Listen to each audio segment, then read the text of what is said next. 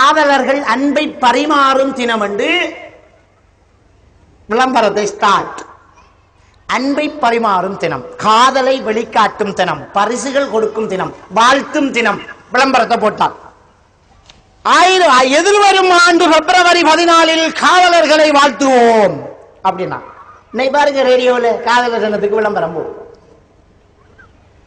உங்களுடைய காதலை நீங்கள் பகிர்ந்து கொள்ள இன்றே அடையும்.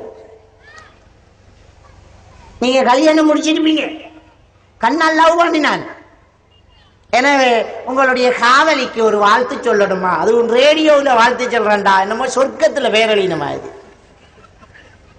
விளம்பரம் போயிச்சா இல்லையா?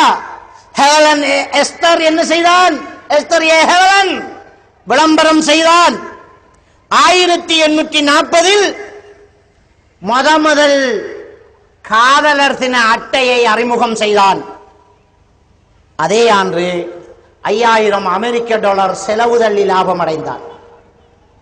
$5000 செலவு தள்ளி லாபம் அடைந்தான் இந்த வியாபார நோக்குள்ள வர்த்தகன். இதனை தொடர்ந்துதான் இந்த வேலண்டைன்ஸ் டே என்பது என்ன பேரு எப்படி வந்தது தெரியும், காதலர் தினம் என்று தெரிய வருது சமூகத்துக்கு. வேலண்டைன்ஸ் என்னடா எப்பயாவது யோசிச்சிருப்பானா?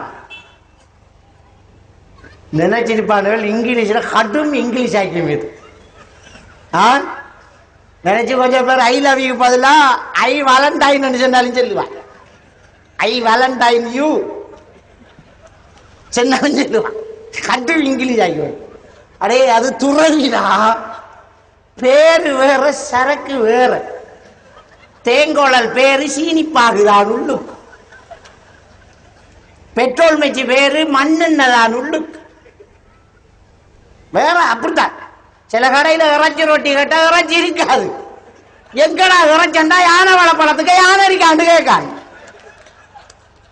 அது மாதிரி தான் வேலண்டைன்ஸ் டே பேரு, துறவிகள் தினம் பேரு.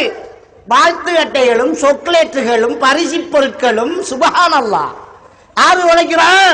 போன் கம்பெனி உழைக்குது, வானொலி நிறுவனங்கள் உழைக்குது, டிவி உழைக்குது, வாழ்த்து அட்டை அச்சடிக்கிற அச்சகம் உழைக்குது, சாக்லேட் கம்பெனி உழைக்குது, எல்லாம் உழைக்கிறான்.